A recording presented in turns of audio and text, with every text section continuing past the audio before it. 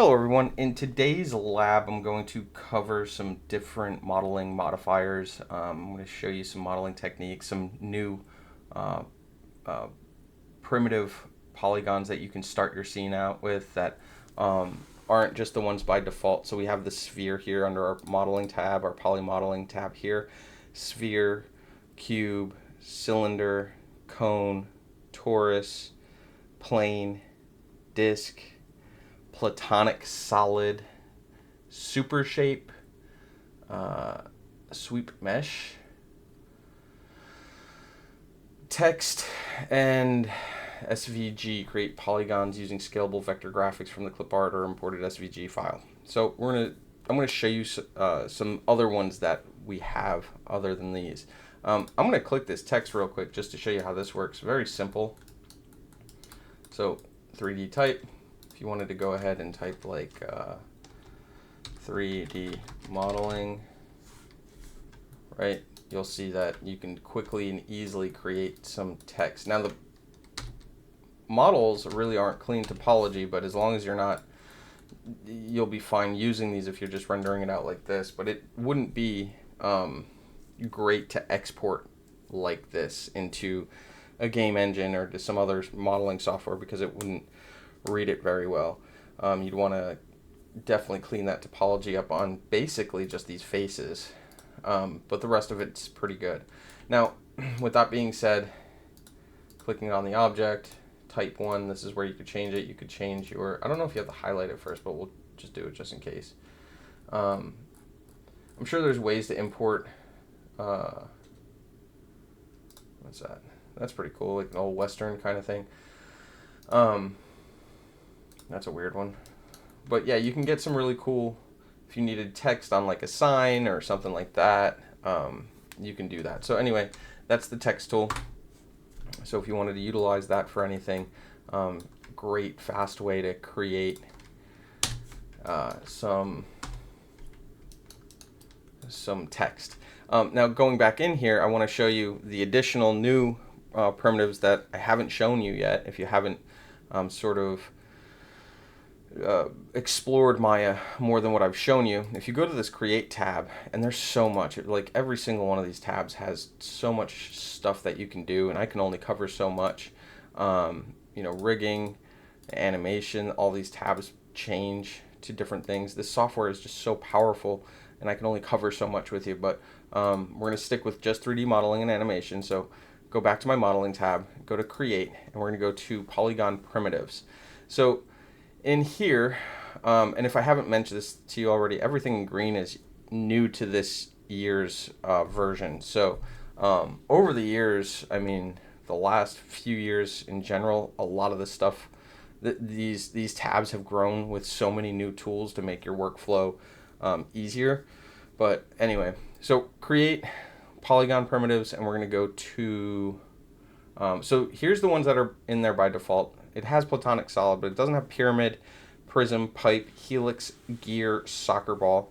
It has this super shape, so you probably, there's a little arrow here that probably allows you to select which one. No, it doesn't, but there's a super shape. I'm not too familiar with that tool or shape to start with, but it looks like it's just a very high poly type of model. So anyway, we're going to go ahead and create one of the more unique shapes that you can start with is this gear. And the helix is pretty neat too. This hasn't been in all versions. It's kind of new to me, but all of these different, you can create some springs and coils, and this is kind of exactly where we're going today, in that type of direction. And right there, I've just created a very quick and easy spring. I'm going to pull this off to the side. I think that's really useful. You can change the axes as well, give it additional topology. Subdivisions coil, give it additional topology. This is going to rack up your poly count super high. So I like to stick with 8 and 8. And then if I were to do a smooth preview on it, it'll look something like that. But regardless, and subdivisions on the cap, I always typically put at 1 if I'm going to have a cap on there, just to keep it clean. Now, very, very quick and easy. I just created a spring. So we're going to kind of get into sort of mechanical or, sci-fi kind of models today, and they're really simple. And that little helix, I wasn't planning on showing you that today, but I think it's very, very useful to have in your back pocket if you ever needed it. You could even use this if you were creating like a stairway to a house or something. You could kind of use this as a reference, depending, to do your stairs, and you just play around this until you have the right sort of shape that you wanted for the stairway, and you can kind of use it as one of those circular staircases. Anyway, as a reference. So I'm going to go back to my Create tab. The one I really wanted to show you was the gear. So this one's super unique itself. I like this helix though. I'm going to create this onto a separate tab just so we don't get any confusion.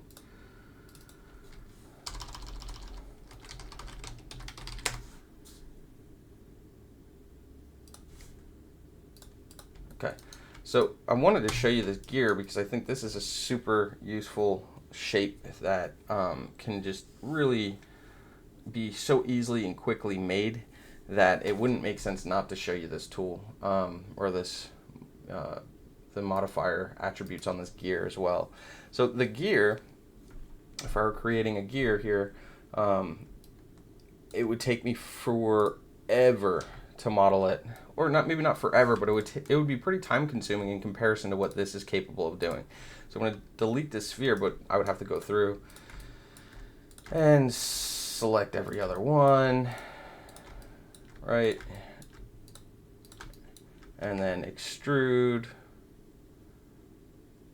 if I can find it, and then scale them out and scale them down, and it would just take forever to get the ring in the center, all of these different things, and this does it all for you right off the bat.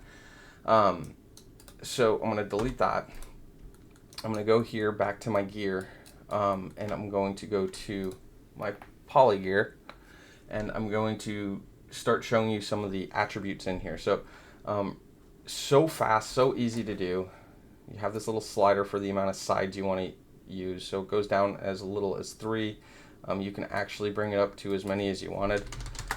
500 I just jumped up to just to show you, and it kind of spaces it out for you as you're working, which is kind of awesome. Right, and then let's just bring it back down to 8.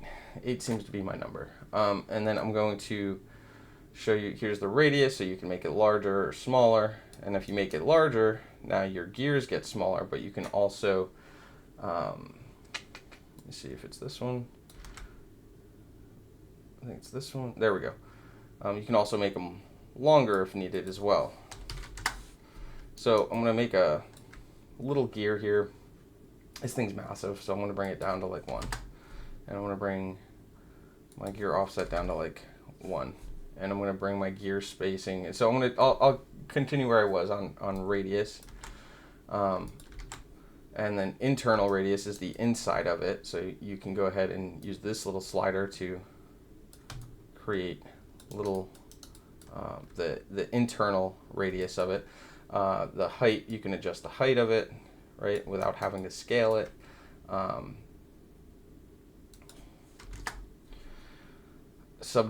Height divisions, this I don't need many, but it would be useful. So having, if I were to keep this general shape, I would just bring it down to 1. But if let's just say I bring it up to 10, this is really the best place to increase that geometry, because then if you're doing twisting and things like that, it has more geometry to give it that twist to, or this taper. So it gives it a little bit more to play with in terms of making that better. So if I brought down my subdivisions, you see what I mean?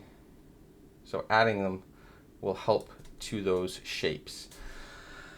Anyway, if I bring this down to 0, or maybe 1, and bring my twist down to 0, yeah, I'm going to keep the taper at 1. And now I'll go ahead and start playing around with some of these other ones, we have the baseline, which is showing it. So really, you could do this another way and just move the pivot point, move the object around. But this, oops, baseline, it just basically moves it up or down according to the pivot point. So I'll leave it right here, so the pivot point's sitting at the bottom. And my subdivisions in height, I'm going to bring back down to 0 or 1. 1 is the default minimum you can do. So then baseline is what I just showed you. Gear spacing, this one's pretty neat. You can space them accordingly. So if you want it to be wider or thinner, so I'll bring it to 0.75. That'll work. And then my offset, I'm going to make it a little bit shorter. My gear tip, you see what it does there? You can make like little ninja stars if you wanted to.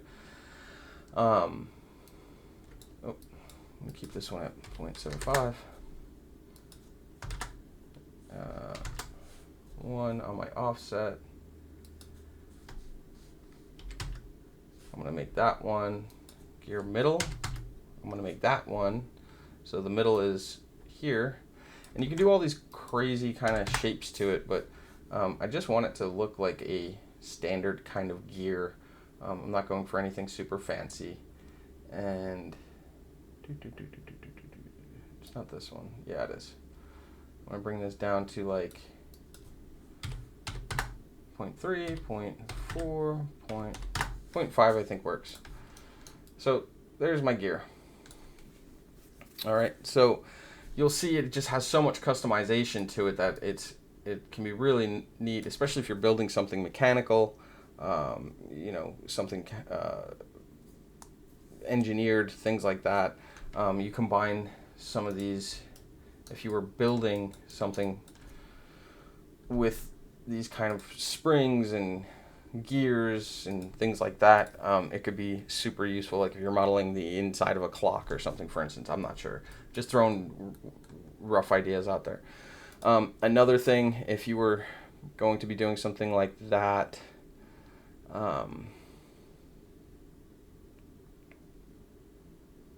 the platonic solid, no.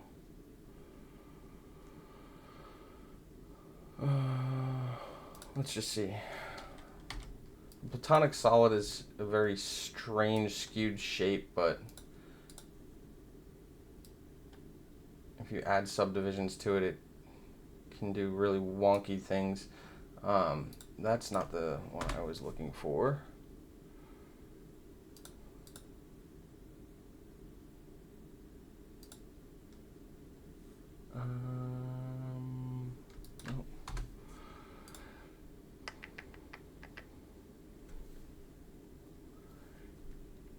If I were to just do like a cylinder, right, and I wanted to create something that looked like the end of a bolt,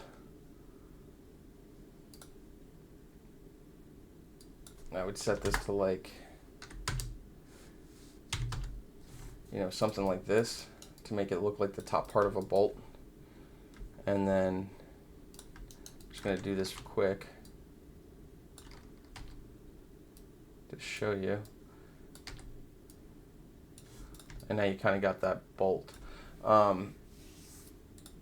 Anyway, just some quick little mechanical type shapes that you could create on the fly.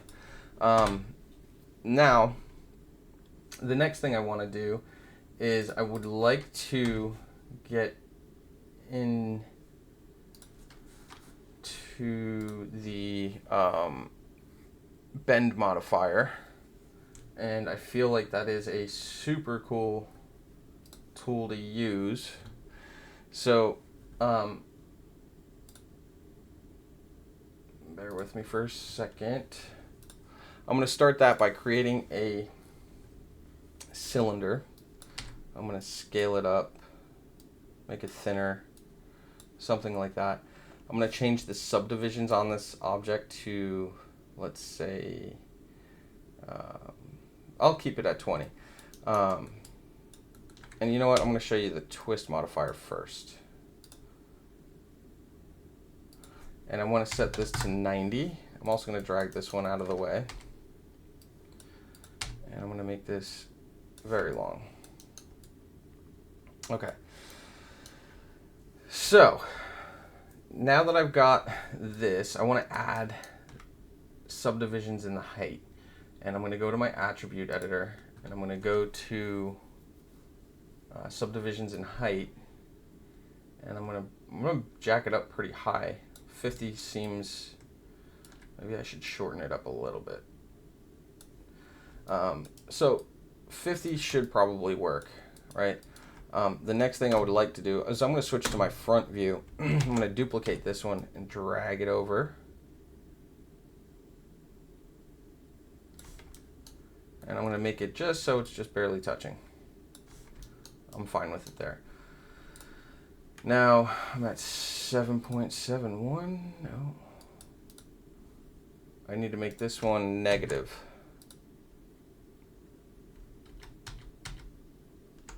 So I'm going to duplicate this one again, and it's going to be negative 9.39 to give it the same exact distance on both sides. I'm going to duplicate this one again, bring it up, bring it over, and bring it down. And then I'm going to also duplicate this one again. I need to copy this one. Control D, and it's going to be positive. Now I've got that one there, and then I'm going to duplicate this one last right here. So I'm basically creating this sort of bowling pin look to it, right? Or design or shape. And if you ever look at like a truck hauling big heavy piping or tree logs or something like this is the shape it would be sitting on the back of an 18-wheeler. But I just thought, just as a point of reference, if you ever needed to remember it, if you saw it, you probably remember, oh yeah, I did that twisting modifier on this. So anyway, the next thing I want to do is I'm going to highlight these tubes, pipes, cylinders, whatever you want to call it, and I'm just going to go ahead and hit combine. And with that being combined, I can now do a lot of different things. I'm going to switch to my animation rig, or animation tab, and I'm going to go to this deform tab. And what this does is a lot of different things. I'm going to stick with one or two I'm going to show you today. There's so many in here to cover, but my modeling 2 class covers blend shape. But anyway,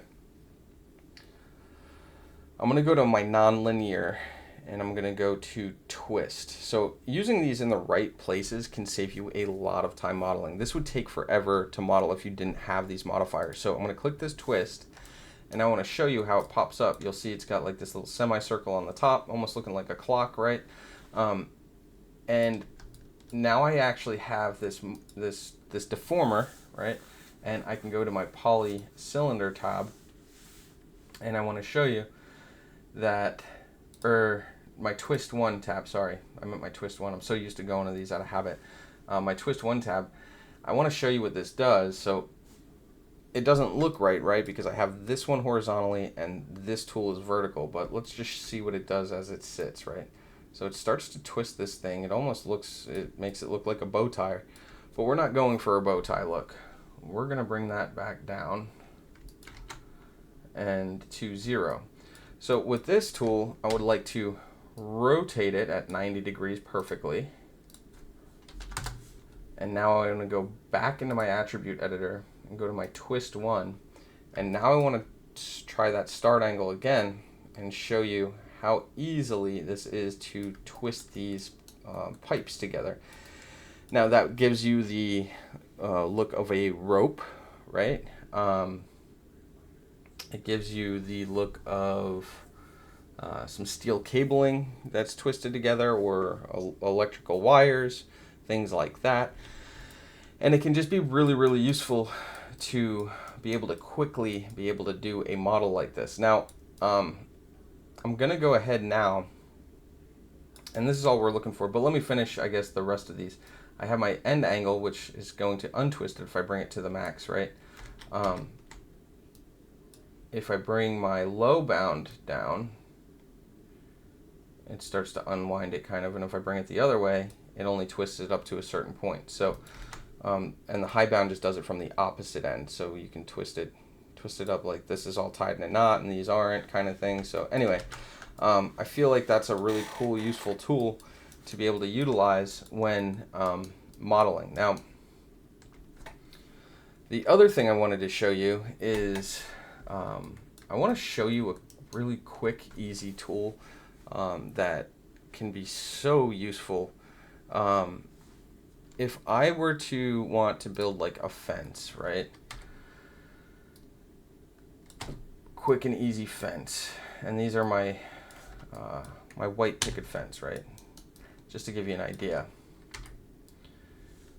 Let's move it over here. If I were to want this to go in a circle or just evenly spaced over and over and over and over again, where I have a fence. So what I would do is I would hold shift and press D, and now I'm going to hold, click and drag this over, and you'll see it wherever you want it to stop, it will stop. And now if I wanted to, I could press shift D, shift D, shift D, shift D as many times as I like. Now the other thing I can do is if I wanted this to start to go around in a circle kind of way, what I could do is I'm going to bring this one over here, and then I'm actually going to put this pipe on a layer real quick.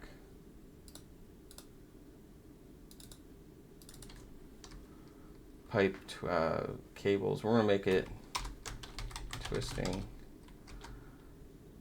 pipes layer. Save. And I'm going to just hide that real quick. So now if I wanted to, if I wanted this to go around in a circle, I'm going to move my pivot point directly to the grid here, right? And the reason I'm going to do that is I'm going to press Shift D again, but this time I'm going to rotate it around, something like that, since I'm going for that fence look, right?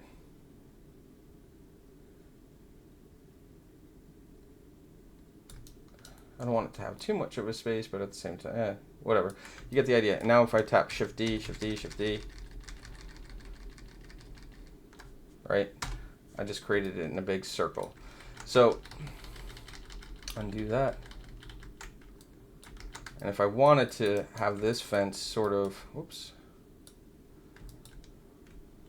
I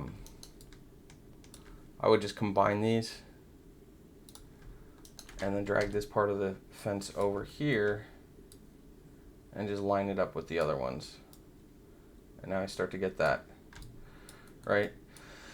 That curving part. And if I wanted to, so now I want to separate these objects back into my modeling tab, mesh, and separate. And now if I wanted to continue this, Shift D, whatever, oh, Shift D, D, D, D, D, D, D, D. Now I've got this fence that curls around here or whatever, but that's just what I wanted to show you. So I find it to be a very, very, very useful tool to shift duplicate objects quickly to get really, really great results. Anyway, now I want to show you something. Let's get this fence, and the fence part isn't part of the lab, but I wanted to show you some quick, easy modeling tools.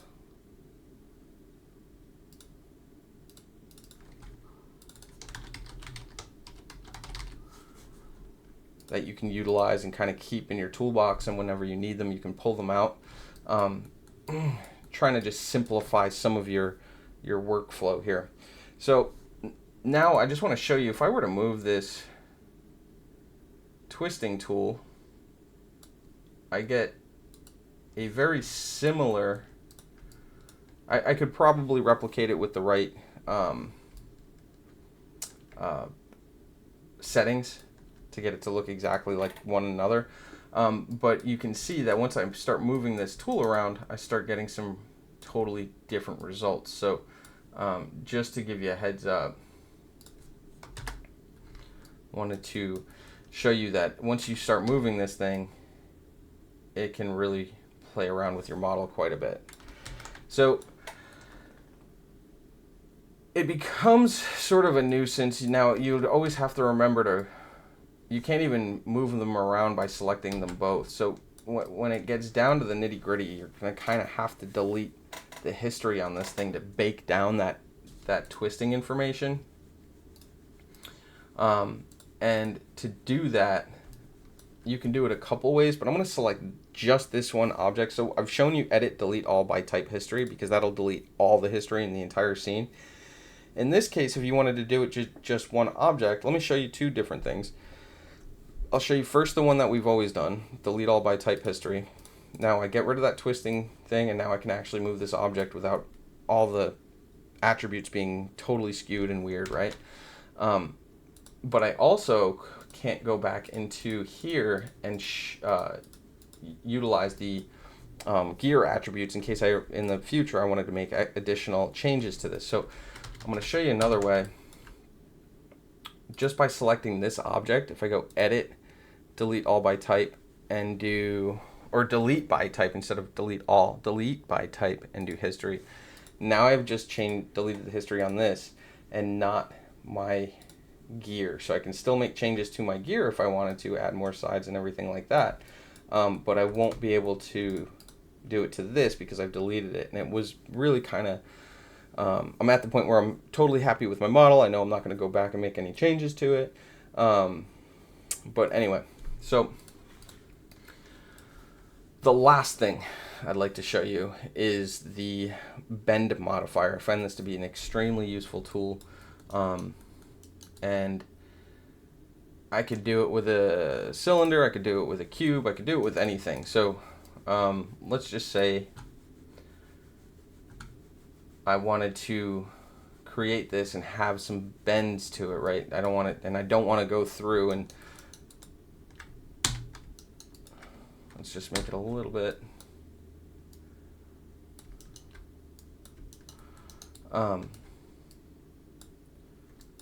So that might be too long.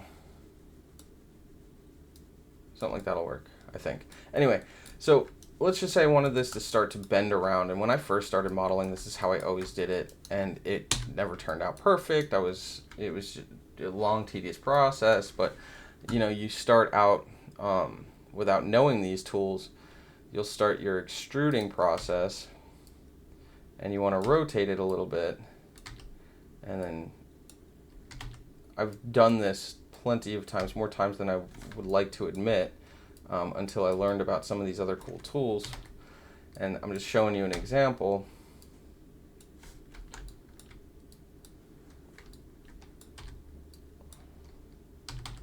And, you know, something like that. But you start to, you know, it's just, it never comes out perfect. It never comes out exactly how you want it to. Even, you know, it just looks weird. So, with that being said, let's undo all that. Let me show you a better way to sort of achieve those same results by not having to do all that. So I'm going to go to my poly cylinder. As long as I undid enough, I can change some of these. I'm going to change my subdivision on my height. And 50 might be a little much for this, but I'll do 25. And I'm going to go to my animation tab again. I'm going to go to deformer, and I'm going to go to nonlinear, and I'm going to show you the bend. So on the bend, I now have an attribute called bend 1, and on this I can start to create different shapes. Now, like the torus does this same exact thing, so I wouldn't utilize this tool to create a tube because I can create it here with my poly torus. I can twist it, I can change the section radius, a little finicky, let's say 0.1. You know, you can do so much to it. Radius, height baseline, whatever. So this might be the way I would want to do it. It even has a little create UVs. Now I'm curious, save layouts, Persp UV editor, and it's just a whatever. So anyway, not the greatest, but it does something. So I'm going to delete this, and I'm going to select my bend modifier, and I want to show you another thing. Is it 0? Yeah. So unlike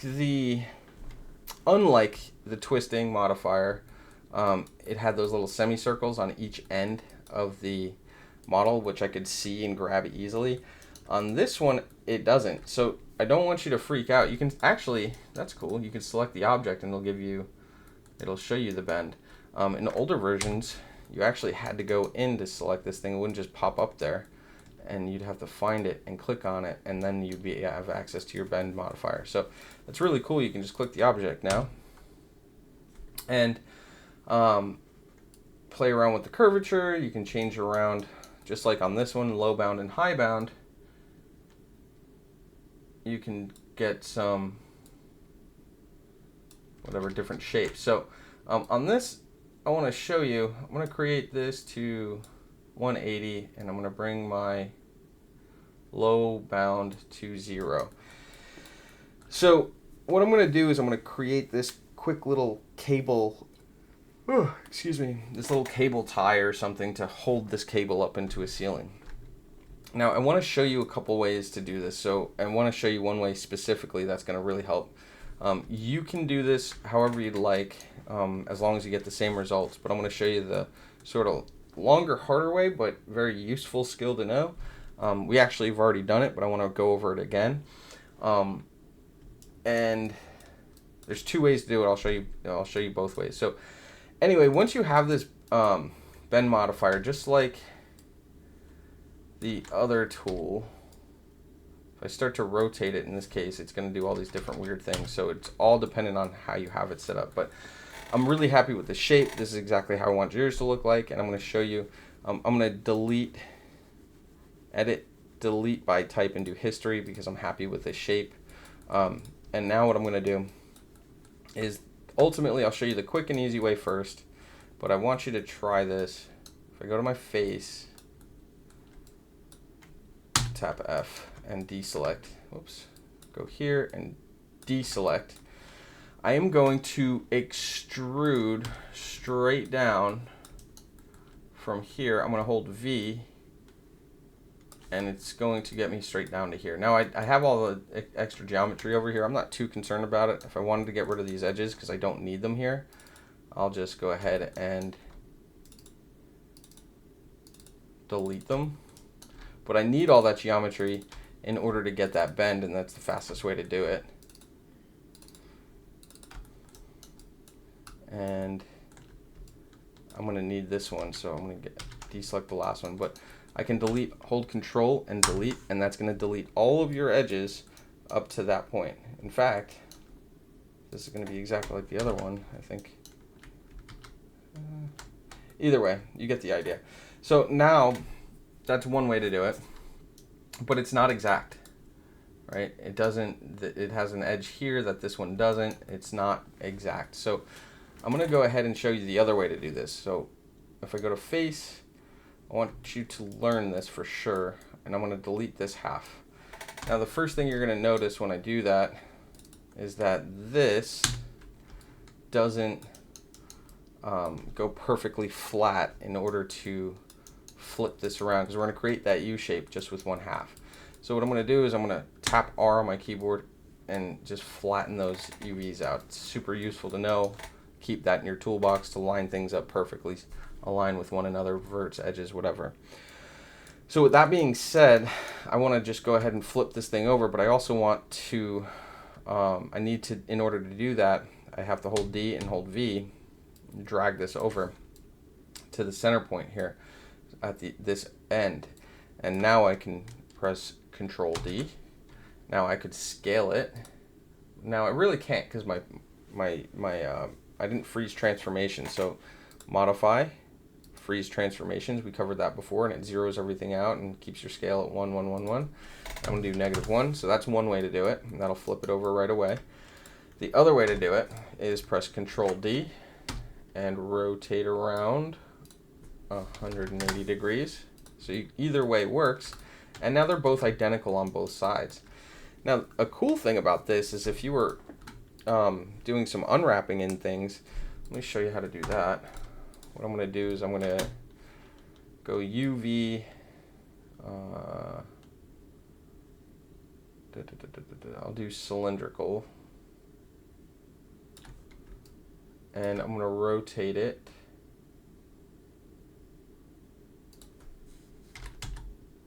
Negative 90 degrees to go from that end. And I'm going to go to my panels, saved layouts, persp, UV editor. Now, if you know you're doing this ahead of time, you'll see I got some weird shapes going on. I'm going to go to Tools, move UV Shell Tool, go to my UV Toolkit, unfold, unfold, and I'm getting some really, really wonky kind of shaping going on here. This wouldn't work for my unfold at all, but I want to show you really quickly. This edge I want cut all the way through. Tool, so cut and cut. Now I'm going to go here and cut that edge. I'm going to go to my tools, move UV shell tool, and now I'm going to unfold it again. And these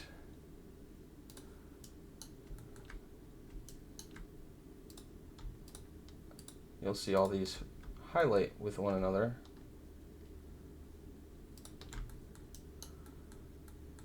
I don't know what's up with that one. Well, let's see what happens. We're going to move and sew, and tools, move UV shell tool, and unfold it again. And I'm happy with it. So I've got this object now unwrapped, right?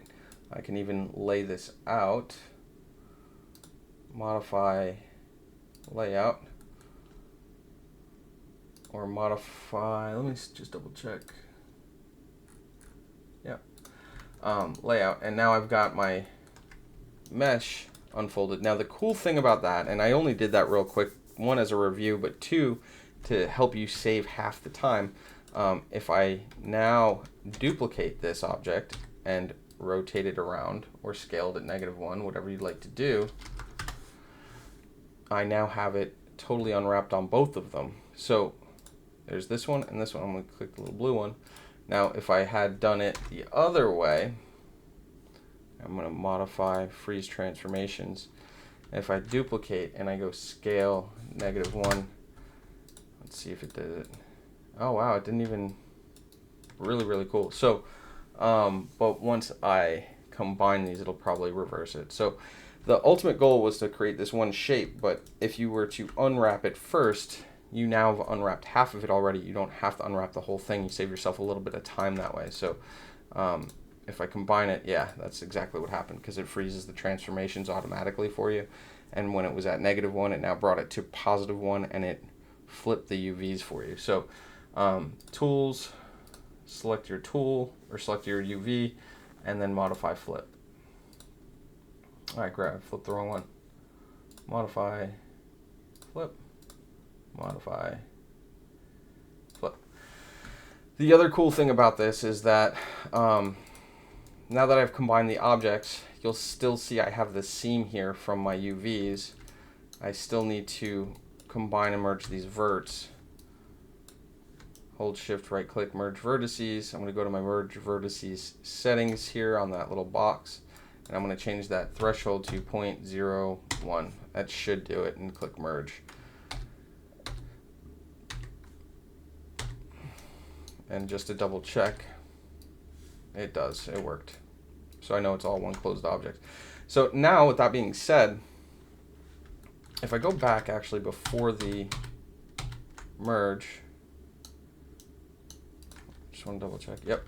So before I merge them, I want to show you, if I go to my edges over here, these aren't the same edges. Do you see that? Typically they would highlight on both sides, but they don't.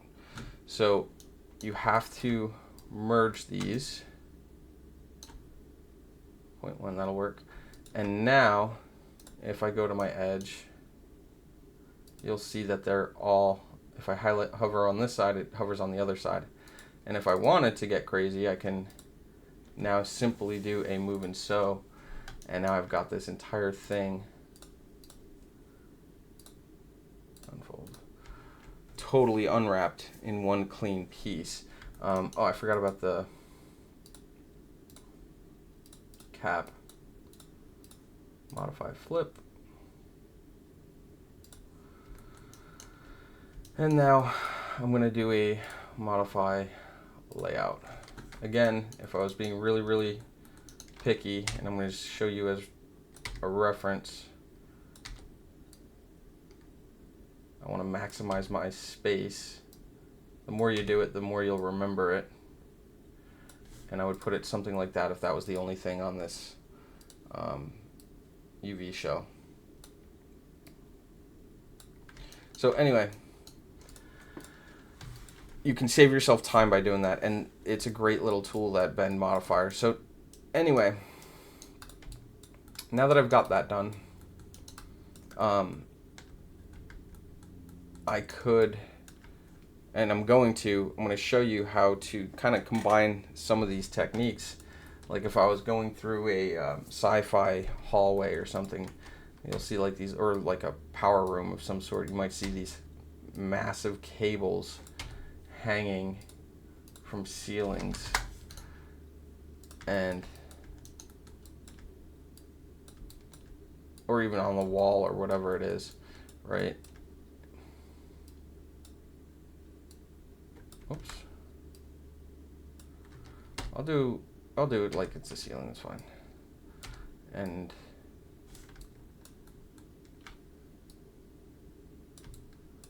sort of something like this. I'm not going for perfection, I just want to show you. So I've got these spaced out, right? So I can keep these cables or whatever being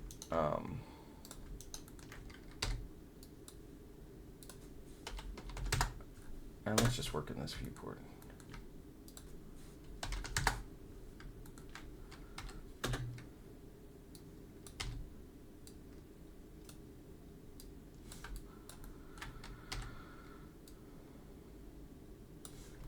So now I've got these cables now hanging from the ceiling, and it's still running straight across, but if I wanted to, now remember that soft select tool, I'm just going to go ahead and start to,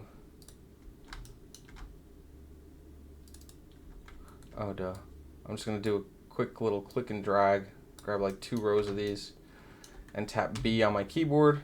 Holding B allows me to expand, increase and decrease my sort of threshold of size of what I'm grabbing, and it sort of soft selects out. And I'll go with something like that because it would probably dip the most in the center to give it that illusion of it sort of hanging. I might want to bring these down a little bit, right? So it really is holding that up, just to give you an idea. And do the same thing, I don't know, here.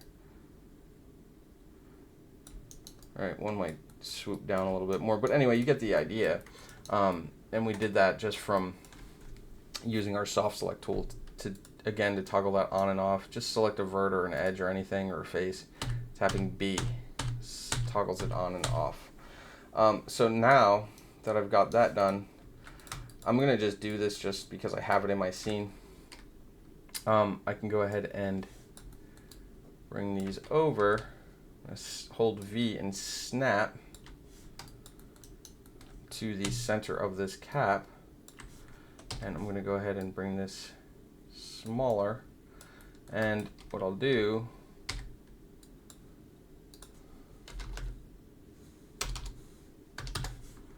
is flip that upside down, and now it looks like they're being held up. Maybe I want to make it a little bit bigger. Held up by this weird looking bolted device. Anyway, and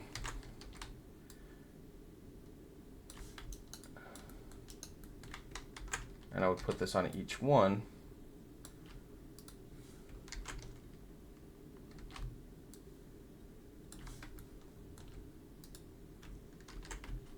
Oh.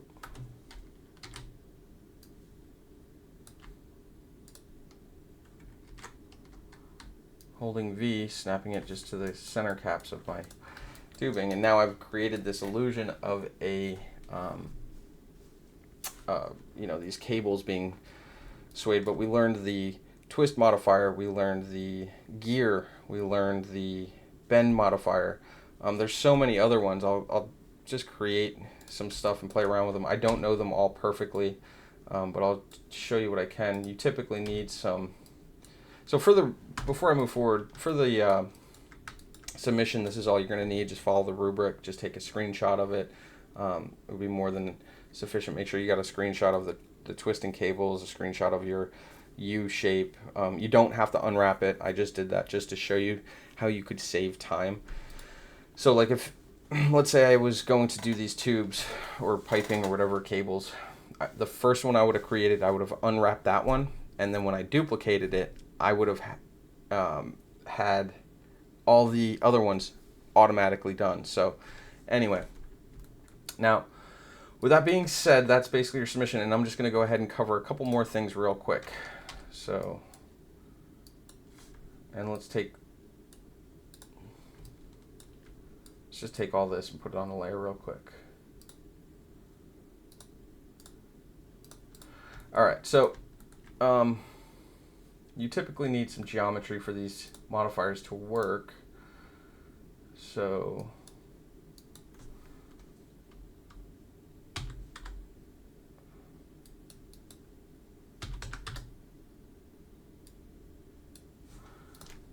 I think that'll work pretty good.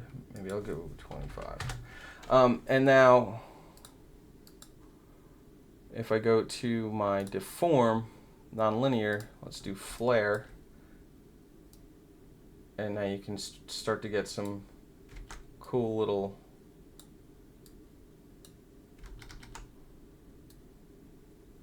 shapes, and you'll know when you want to use these. Let's go again to deform nonlinear sine. Okay, so you can get some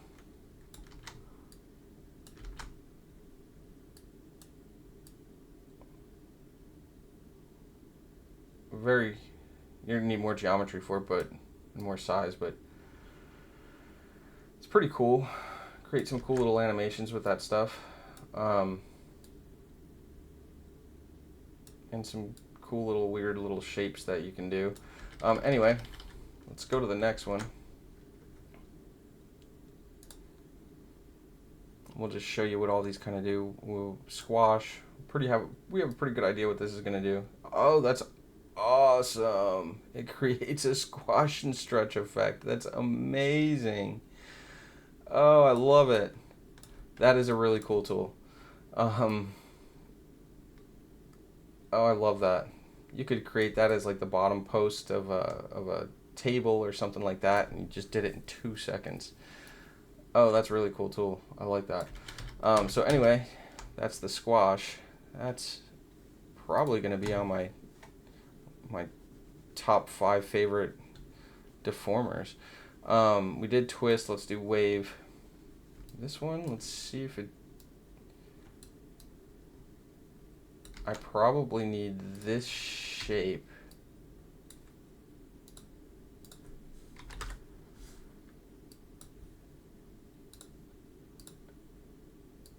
Yep.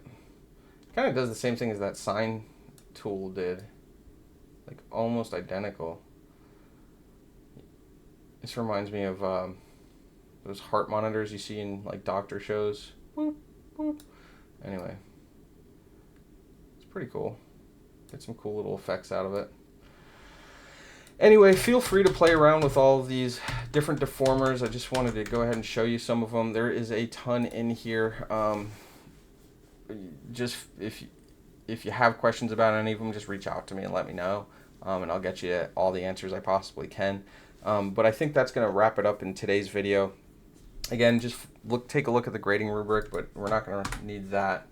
Go to my channel box, turn on that layer. You don't need to submit it with the fence, but just to show you, I wanted to at least show you that cool Shift D for edit duplicate with transform is Shift D. That's what it stands for. So it'll, whatever you duplicate will, whatever you did in your channel box over here, if I select one, if I translated it like 5, it's gonna move it 5 every time from that point on. If you rotated it like we did for that corner, it'll rotate, let's just say if you wanted something to rotate every 45 degrees, it would do it for you for every 45 degrees and so on. So 45, 90, 135, whatever, you get the idea. So anyway, you don't need the fence for this submission, but I encourage you to try it just because it's not a being graded on. It's definitely useful to know that Shift D and get some practice with it. You have no idea how much time that can save you. If you have any questions, shoot me a message on Canvas inbox. If there's anything else I can help with, obviously it doesn't have to just be this lab. Please don't forget about your previous labs, or if you're working ahead and working on future labs, you can shoot me messages on those too. That's what I'm here for. Questions, concerns, whatever it is. Guidance on creating a portfolio, whatever. But I hope you enjoyed this little lab. It's not too, you don't need to submit it with the spring. I just wanted to show it to you. But you know what that reminds me of? You ever seen Resident Evil, those vials? It's exactly what that is. Anyway, with that being said, you don't need to have the spring. You just need these objects here in the scene. And if you do have any questions, reach out to me. I hope you enjoyed it. I think it's a cool little lab to add some extra, tools to your toolbox, so that when you need them, you can pull them out and model more efficiently, more accurately, more quickly. But if you do have any questions, reach out. But appreciate you watching. If there's anything I can do, reach out, and enjoy the rest of your day. All right, take care.